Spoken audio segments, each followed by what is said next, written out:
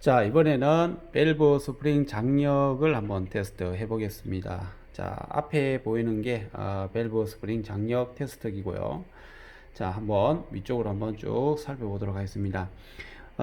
여기에 지금 보이는 게 뭐냐면은 장력을 표시하는 게이지고요. 지금 여기 보면 이렇게 지금 제가 조정하고 있죠, 그죠? 0점을 갖다가 조정할 수가 있어요. 그래서 우리가 제로에 세팅을 딱 하고 시작을 해야 되지. 일반적으로 이렇게 해 놓으면은 장력이 작게 나오겠죠, 그죠? 또 반대로 이렇게 하면 장력이 많이 나오게 돼요. 그렇기 때문에 장력을 측정하기 전에는 0점 조정을 해라. 자, 이렇게 0점 조정을 하고, 두 번째는 밸브를 이렇게 가운데에다가 이렇게 설치를 합니다. 그리고 밸브 옆에 보면은 자가 있죠, 그죠? 자가 있는데 한번 보겠습니다. 왼쪽 눈금과 오른쪽 눈금이 있어요. 왼쪽 눈금은 밀이고요, 오른쪽 눈금은 인치입니다. 그래서 수치를 제가 잠깐 보여드리면은 여기가 10mm, 1cm죠, 20mm, 30mm, 40mm, 이제 이런 식으로 센치 단위로 올라갈 수도 있고 미리 단위로 올라갈 수도 있지만은 어쨌든 우리가 왼쪽 거는 밀이다 이렇게 읽으시면 되고요. 오른쪽 거는 인치죠, 인치. 그러면 1인치, 2인치 이렇게 가는 거죠, 그죠? 그러면 1인치 같으면은 2.54, 2인치 같으면은 2.54 곱하기 2, 이제 이런 식으로 인치로 갑니다. 그래서 우리는 보통 이제 미리로 이렇게 읽는 거죠. 위로 이렇게 올라가 보면은 뭐가 있느냐, 이렇게 장력을 우리가 누를 수 있는 이런 조정 레버가 있어요. 자, 장력을 이렇게 누르면 게이지가 이렇게 왔다 갔다 하지, 그죠? 이렇게. 자, 그러면 왜 이 밸브 스프링 장력을 테스트를 하느냐? 자, 지금 여러분들이 보는 게 이게 밸브 스프링이에요. 밸브 스프링. 밸브 스프링은 끊임없이 자동차의 밸브를 열었다가 닫았다, 열었다 닫았다, 이렇게 계속해서 이렇게 반복 운동을 하죠. 그러면 이 밸브 장력이 약해져요. 왜? 힘을 계속 이렇게 압축 압력을 받기 때문에 힘이 약해집니다. 그래서 처음에 자동차가 생산이 됐던 그 시점에서 이 장력이 예를 들어서 우리가 일반적인 기준값이 그래요. 37.3mm를 눌렀을 때 20km 전후가 예를 들어서 나와야 된다라고 했을 때 37.3mm를 눌렀는데 20km가 안 나오죠. 예를 들어서 한 15km밖에 안 나왔다. 그러면은 이게 과연 사용을 해도 되겠느냐 이거죠. 그래서 우리가 밸브 스프링 장력의 기준값은 얼마냐면은 15% 이내예요. 15% 이내. 그렇기 때문에 우리가 15% 같으면은 20kg에 15% 해서 이 어느 정도의 이하값이 나오게 되면은, 그러니까 15% 이상의 범위를 벗어나게 되면은 불량이라는 얘기죠. 밸브 스프링이. 그래서 우리 밸브 스프링을 교환을 해야 되는 부분이 발생할 수도 있다는 얘기입니다. 그래서 밸브 스프링 장력을 갖다가 한번 측정을 해 보도록 하겠습니다. 자, 밸브를 이렇게 가운데에다가 이렇게 올리시고, 그 다음에 아까 0점 조정을 해라 그랬죠, 그죠? 0점 조정을 하고, 제가 기준을 그냥 37.3mm를 눌렀을 때 23kg가 나와야 된다라고 이제 한번 잡아볼게요.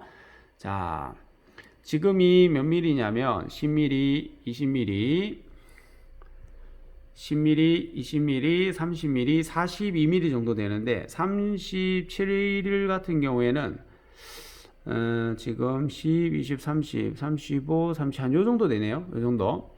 자, 이 정도 되는데 한번 보세요. 아까 제가 한 23kg 정도 나와야 된다 했는데 지금 몇 킬로 정도 나오냐면 15가 넘었고요. 16kg 정도가 나온다, 그죠? 16kg. 자, 16kg는 23kg가 나와야 되는데 16kg는 누가 봐도 얘는 15%가 훨씬 넘었죠, 그죠? 그래서 오차 범위를 넘었기 때문에 얘는 밸브 스프링을 갖다가 교환을 해야 된다는 거예요. 그래서 우리가 37.3mm를 눌렀을 때 23kg이 나와야 되는데 37.3mm를 눌렀을 때 얘는 얼마가 나왔느냐? 16kg가 나왔다. 그죠? 16kg. 그러면 얘는 15% 밸브 스프링 장력은 규정값의 15%를 벗어났기 때문에 밸브 스프링을 교환을 해야 된다. 이제 이런 결론이 나오는 거죠. 근데 왜 이렇게 밸브 스프링 장력이 제가 이야기했던 거와 같이 많이 나오지 않고 이 밸브 스프링 장력이 약하게 나왔느냐? 그 이유는 간단합니다. 제가 이 밸브 스프링 장력 값을 갖다가 규정 값을 너무 크게 준 거죠. 너무 크게 줬기 때문에 얘가 값이 작게 나온 거예요. 왜 크게 줬냐? 우리가 정상적인 규정값에 들어가는 거는 우리가 조치를 하기가 굉장히 좋잖아, 그죠? 그렇기 때문에 일부러 비정상인 경우를 갖다가 제시를 한 거예요. 그렇기 때문에 밸브 스프링 장력은 15% 이상이 넘으면 안 된다 해서 밸브 스프링을 교환을 하기 위해서 제가 규정값을 좀 많이 줬던 겁니다. 그렇기 때문에 우리가 시험장에 가서는 밸브 스프링 장력을 갖다가 측정을 하고 정비 및 조치 사항에 밸브 스프링 장력이 불량이 나왔다면은 밸브 스프링 교환 후 재점검이라고 이렇게 쓰시면 됩니다. 그리고 밸브 스프링을 교환하기 전에 밸브 스프링 탈부착이 있잖아, 그죠? 밸브 스프링 탈부착도 정상적으로 진행을 해주시고 밸브 스프링 장력을 측정을 해주신다면은 정상적인 값이 나온다.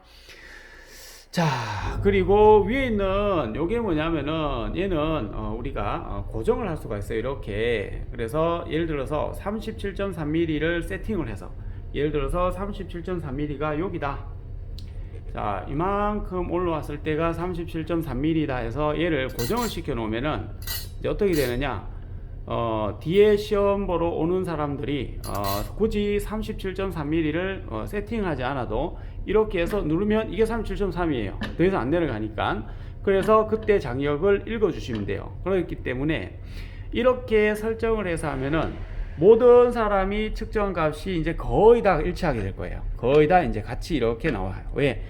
닿을 때 여기서 더 이상 안 내려가죠. 여기서 더 이상 안 내려가니까 장력 값이 계속해서 일정한 값이 나올 것이다. 그래서 이런 것들은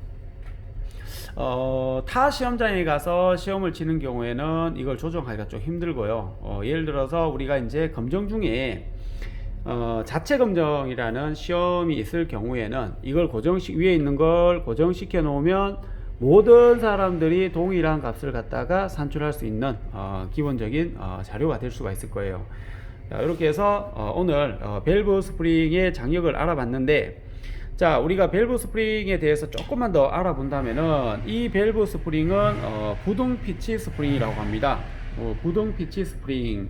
부등 피치 스프링이 뭐냐면은 피치 간격이 일정하지 않다는 얘기죠. 피치는 보통 스프링 센터와 센터 사이 거리, 여기와 요 사이 거리를 우리 피치라고 하잖아요, 보통요. 또는 스프링과 스프링 사이 거리, 요걸 우리가 피치라고 하는데, 피치가 일정하지 않다는 얘기죠. 부등 피치 스프링을 쓴다. 그래서 우리가 자동차 스프링은 부등 피치 스프링을 쓰는 이유는 밸브 서징 현상을 방지하기 위해서 부등 피칭을 쓰는 거죠. 밸브 서징 현상. 자, 밸브 서징 현상을 갖다가 무엇이라고 하느냐면 스프링이 이렇게 압축을 계속해서 받다가 얘가 어떤 진동수에 다다르면은 이 튕기는 현상이 일어나요. 그렇기 때문에 그런 튕기는 현상, 밸브 서징 현상을 갖다가 방지를 하기 위해서는 어떤 스프링을 써야 되느냐 하면은 우리가 이런 부등 피치 스프링도 써야 되고요. 또는 이중 스프링을 씁니다. 이중 스프링은 뭐냐면은 지금 현재 이 스프링 안에 요거보다 작은 스프링을 하나 더 넣어 놓는 거예요. 그러면 얘가 밸브가 튕길 때 안에서 그 튕기는 진동을 갖다가 잡아줄 수 있다는 거죠. 그리고 또 뭘 쓰느냐 하면은 코일형 스프링이라 해서 좀 이렇게 산같이 비슷한 거 있죠. 콘형이라고 하나요? 콘형. 이렇게 우리가 똥을 싸면은 이렇게 되죠. 넓게 이게 퍼지죠. 위에는 좁고 위에는 하나고 이렇게 커진단 말이에요. 요런 스프링. 요런 스프링을 우리가 쓰면서 밸브 서징 현상을 갖다가 방지를 할 수가 있는 거죠.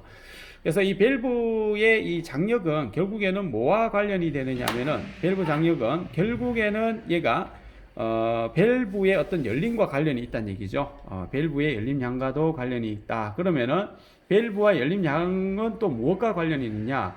흡입 효율과 관련이 있다는 얘기죠. 흡입 효율. 그러면은 밸브가 덜 열리게 되고 또는 밸브 간격이 틀어지게 된다면은 효율 자체가 떨어지기 때문에 결국에는 출력 제한을 받을 수가 있다. 출력에 어떤 영향을 받을 수 있다는 거죠. 그래서 이 밸브는 별건 아니지만은 우리가 엔진에서 굉장히 효율적인 면에서는 또 중요하고요. 그 다음에 또 엔진에서 없어서는 안 될 이런 부품이 되겠습니다. 자, 그래서 오늘은 밸브 스프링 장력에 대해서 알아봤고, 그 다음에 밸브 스프링이 어떤 역할을 하는가에 대해서 우리가 간단하게 알아봤습니다.